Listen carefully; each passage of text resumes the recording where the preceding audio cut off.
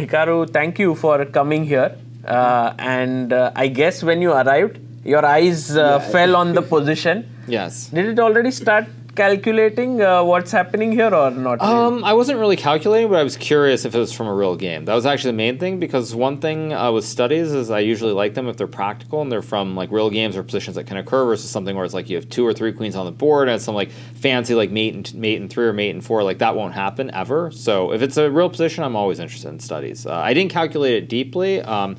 But I'm going to assume this is white to play and win. Yes. Is my guess. Yes. That's Would you like to give a shot on that? Like sure. So I mean, the pawns going here. Yeah. Well, pawns are going the other way. There's no way white could be winning actually. So it's like one of those puzzle rushes where you get confused. I mean, obviously G7 is not going to work because, or wait a second. I was going to say G7 wasn't going to work because rook G4, king H3, you check back and forth. And if you go to the F file to like F3, for example, there's going to be, wait a second. F3, king F5, E7, D2. Yeah, I mean, G7 looks very, very wrong to me, so let me think for a second. It looks wrong, but the thing is with studies like this, there are very limited possibilities. So when I look at the moves, it's G7 or E7. There's no other move that makes sense. Knight H3, rook H3, draw, easy. E7, rook H8, probably not working. So yeah, my guess is E7, rook H8 can't possibly be winning. So it has to be G7, so it's G7, rook G4. Also, it's important, I think, from the standpoint of studies, is that you don't just say like one move and go forward. It's like you try to work out the whole thing. Because it's just not practical otherwise. So G7, rook G4. So king can't go to the H file because of rook H. King can go to H2, actually, I realized. But king H2, king F6 is nothing. Okay, and king H3, you just have rook H4 at the very least. So king has to go to the F file. King F2, king F6 looks like nothing, so it's king F3. Looks correct. And after king F3, king H4, there's E7, D2, king E2 is winning, so it's king F3, so G7 check, king F3, king F5, and now white has to find a way to win. Most likely it is E7, D2, king E2, and there's probably one last trick here is what I'm trying to figure out. There's usually multiple tricks in a puzzle.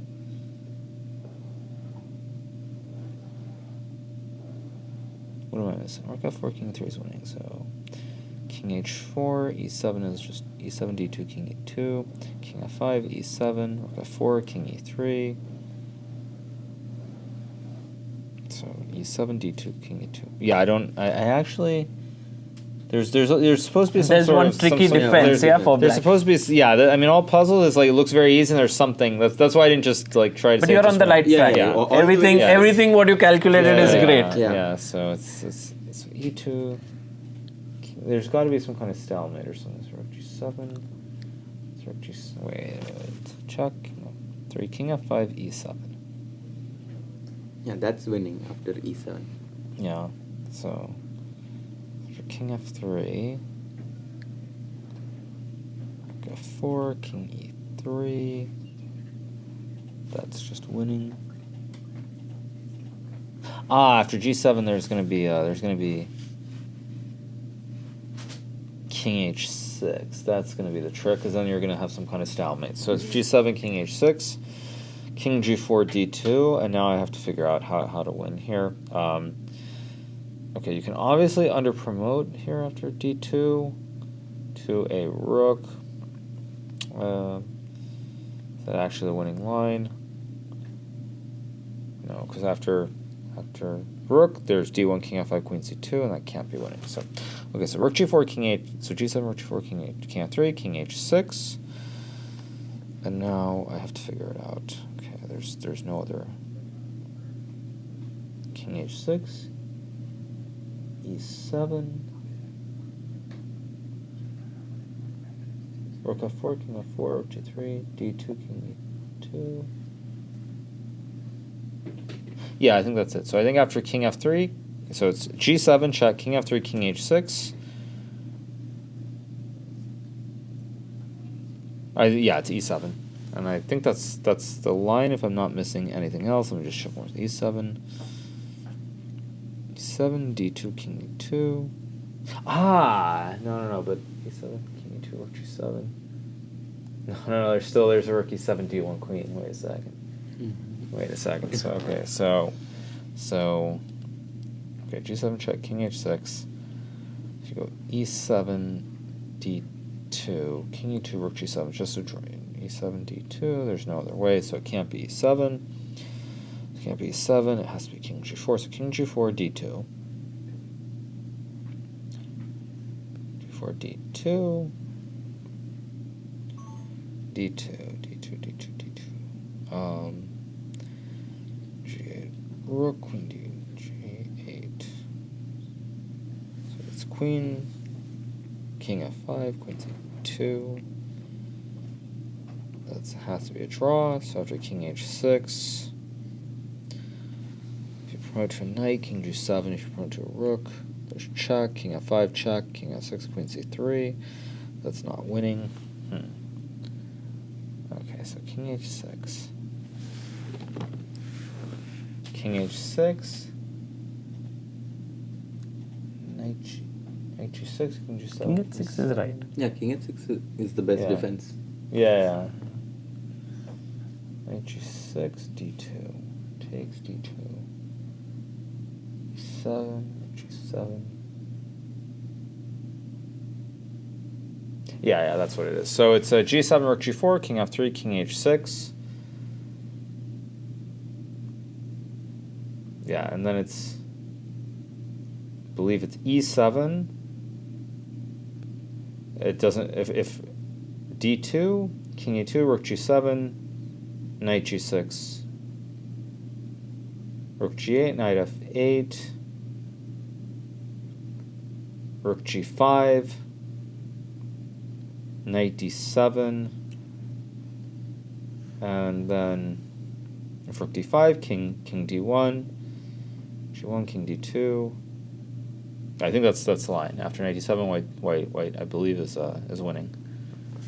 Amazing calculation. Yeah. I mean, so many times you went off track, then came back on your own. It's just incredible to see that. Yeah. Just So unfolding. that's correct, but right? It's knight d7, right? Can we just play Sure, through? Sure. Yeah, so g7. Yeah, g7, rook g4, and as you perfectly pointed out, king has to come to f3. Right, yeah. Otherwise, king f Yes. king h6. Yeah. E7. Yep. Rook takes. Well, you can play both. Both D. orders. Oh no, you can't. Sorry, because white just queens. Yeah, you have to go d2. You're right. Yeah, you have to go d2 is forced. D2. Yeah. King e2. You go king e2. You take the pawn, and this is super important that if you queen, there is Rook rook e7 check. Queen takes d1 queen, Yeah. and that's Stalemate. a cute stalemate. So you have to go Yeah. knight g6. Yes. And Rook g8, and knight knight f8. yes. And now rook g5. This is also important as well. So that Yeah. again, point being that if Yeah. queen, then rook Check. e5, queen e5, queen, and takes. it's a nice Yeah, stalemate. stalemate. And this rook g5? Yes, rook g5 actually here. Yeah. I think knight d7 there is a defense. Knight after knight d7. Because the correct- move here is a Is knight little... g6 back? Yes. Yes. Ah, okay. But actually, as soon as you said knight d7, I have not yet figured out the defense.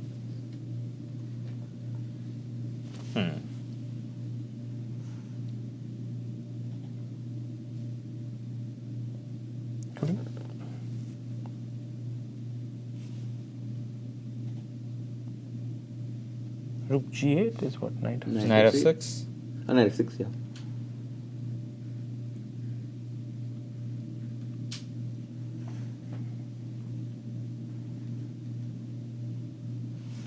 I don't actually. I'm not sure. Why is this? Maybe it's also winning, yeah? I mean, but usually- knight g6 looks much more like... A puzzle, yeah. puzzle-like, but this is perhaps... Because there's no way to, if I queen, there's no stalemate with the knight on d7. There's nothing here. I mean, rook d5, king d1 is winning. Rook g1, king d2 is winning. Rook g2, king d1. Queen, king d1, that's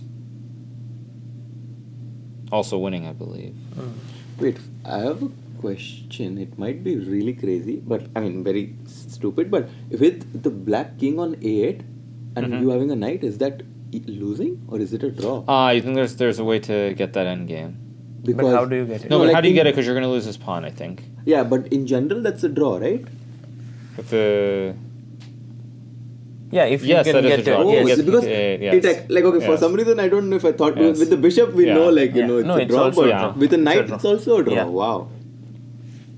I don't think. I But don't know. no. There's probably a way to get there. There's a way to get there. I think actually. That would be my like guess somehow, but Oh, it's rook g8, knight f6, rook h8, yeah, let's say queen takes.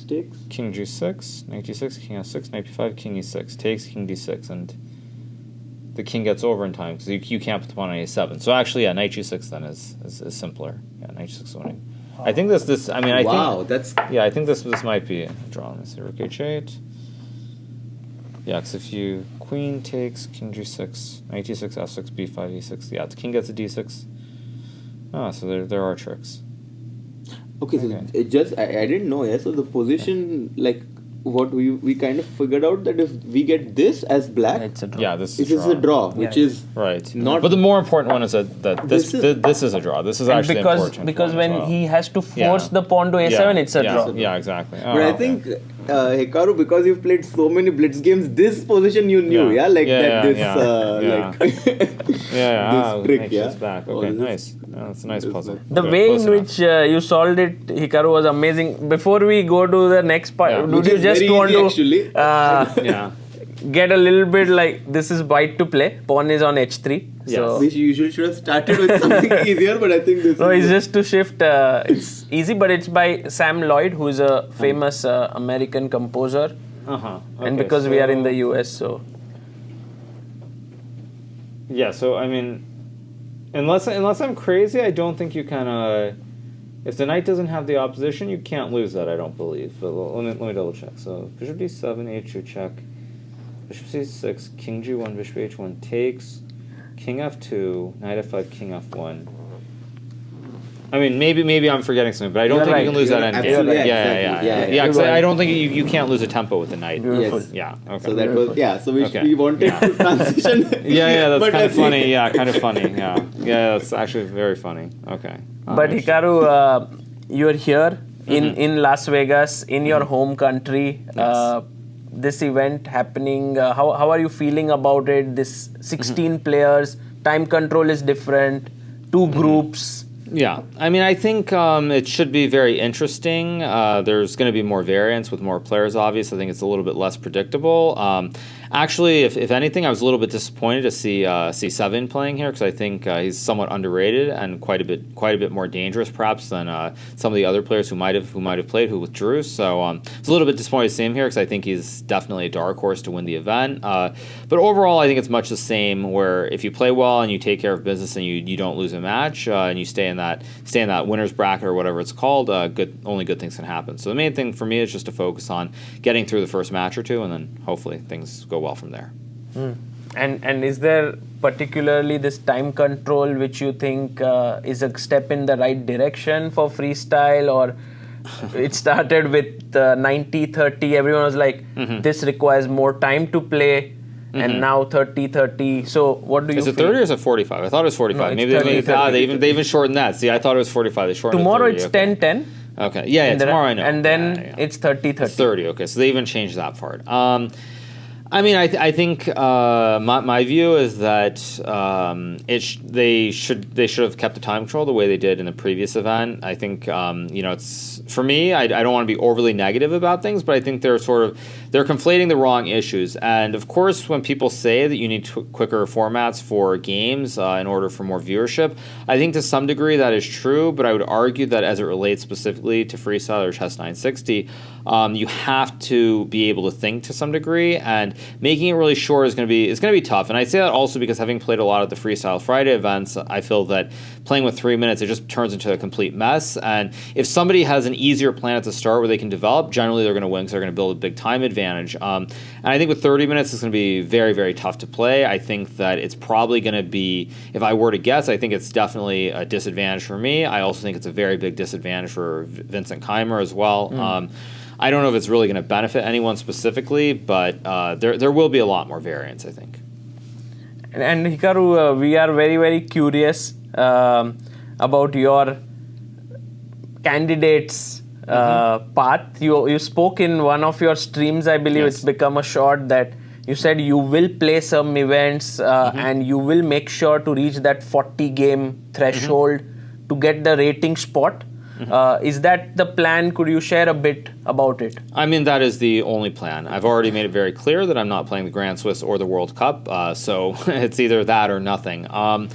Yeah, my plan is pretty simple. I've said many things over the last couple of years. I think that FIDE has gotten wrong, and one of the big things is there should not be a rating spot. I think having a rating spot is a huge mistake. I mean, it maybe is not politically correct to say this, but my view about the rating spot, it's simply, we're sorry, Magnus. Here's your chance to play the candidates and become world champion again if you're really interested. And I don't think there's any other reason that they have the rating spot. I think it's literally on the off chance that Magnus wakes up tomorrow and suddenly he decides that he wants to play classical chess seriously again. And I think from my general view, it's a FIDE for whatever reason they can't get over the fact that Magnus has moved on from classical chess and he has no interest. So I'm very much against it, and I think it should not have been there before. We've already seen some issues with Ding Liren and Alireza Firouzja qualifying. I think a lot of people spoke out about that at the time, and what they did in some ways is the same thing. I can game the system, and barring some big mistake where I lose to some underrated kid, I will make it quite easily. So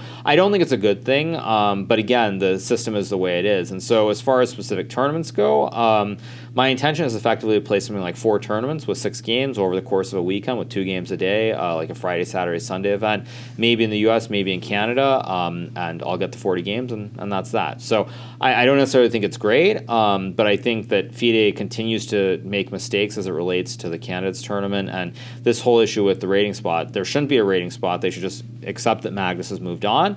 And then beyond that, if they're going to have a rating spot, you have to have better rules. Because, like I said, Ding Liren, the way he got in, a lot of people were skeptical. A lot of people didn't like what Alireza did. And now I'm going to pretty much be able to coast in, barring something horrible. And it's a problem with the system. I also think that it does not benefit me, but I have been saying this for the last couple of years. I think that FIDE should definitely have something in place where there's decay in the ratings.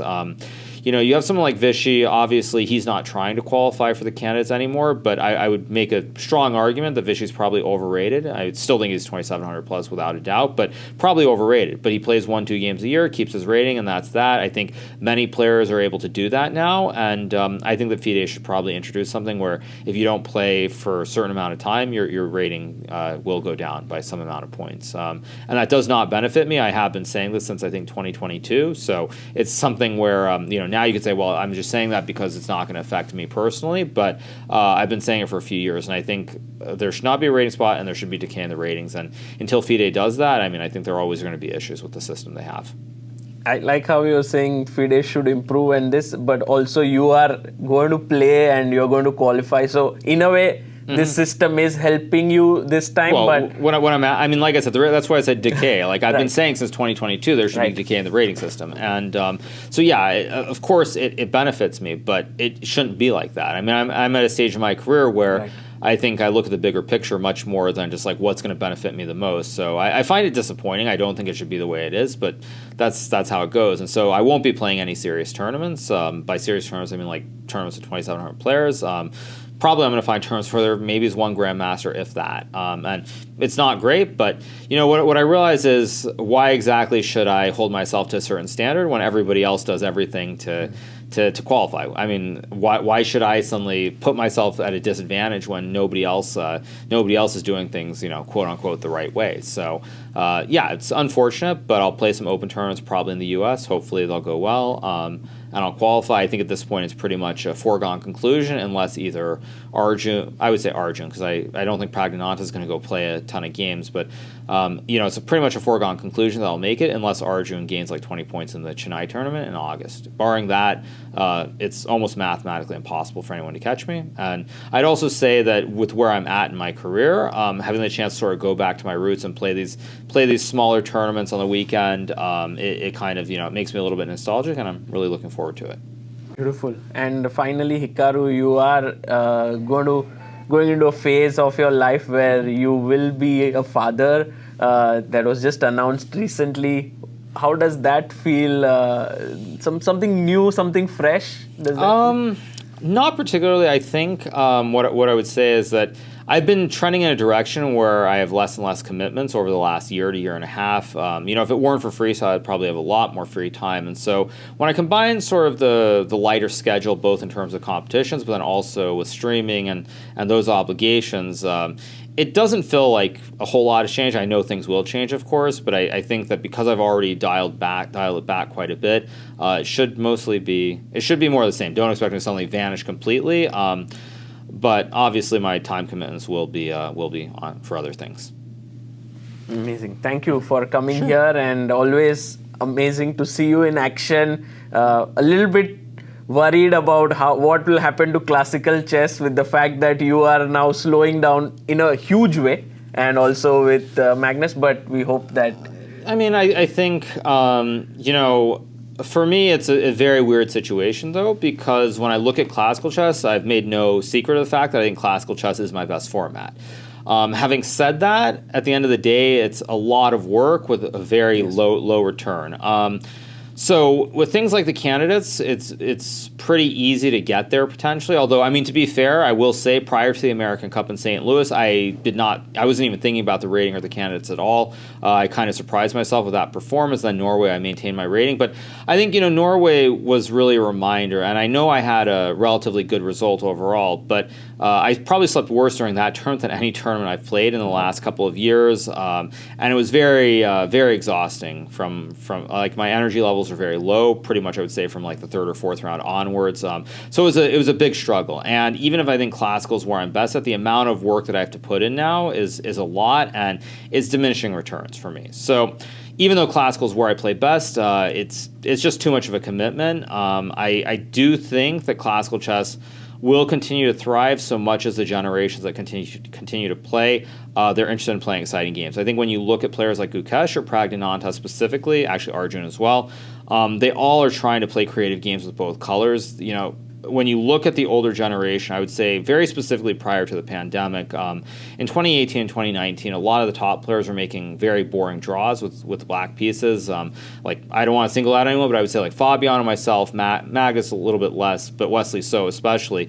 You'd see endless Berlins, endless draws, endless games that had no life to them in classical. And I think that as long as the kids are aggressive and they're not happy playing e4, e5 or d4, d5 every game, there's a lot of life. So it's really going to depend on whether the kids continue to play that style or whether they become older, more mature, and they start trying to be rock solid with black and make draws. As long as they have that fire, where do you think it will go? You think they'll continue, or? I think there are always going to be new kids. That's the thing. Like even if you look 5 years down the road, let's just say Pragg, Gukesh, and Arjun, they're in their mid-20s or late 20s, and they're suddenly, they're being more boring and making draws. You're going to have probably these Turkish kids, or you're going to have more Uzbek kids. You're always going to have more kids coming up. So I just don't see that changing. And so even if people say classical is in danger without Magnus or myself, what I would say in regards to that is it depends what the metric is for that. I think that if people talk about the viewership going down, that's definitely a serious thing. And no interesting. But I don't. Maybe that storyline is very interesting of seeing you guys at the top with these youngsters trying to beat you.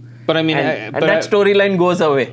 But see, I think that's like the philosophical point is right now a lot of the sponsors in chess are wealthy individuals who love the game. If you look at the sponsors, very specifically, like in St. Louis, Rex Sinkfield, he does it every year because he loves it. He does not expect a return. You look at the organizers in Uzbekistan. I don't know exactly how it works, but I get the sense they're not doing it because they want a return on their money, on investment.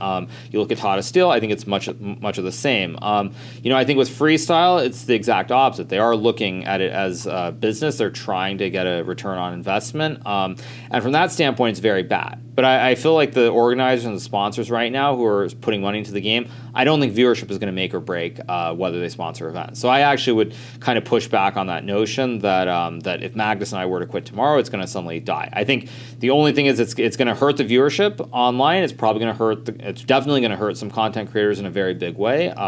But I think as far as actual classical chess and the top players, there will still be quite a few tournaments regardless of Magnus or myself. Thank you, Hikaru, for those insights. Yeah, Always no a pleasure talking to you. Great. Yeah. Okay.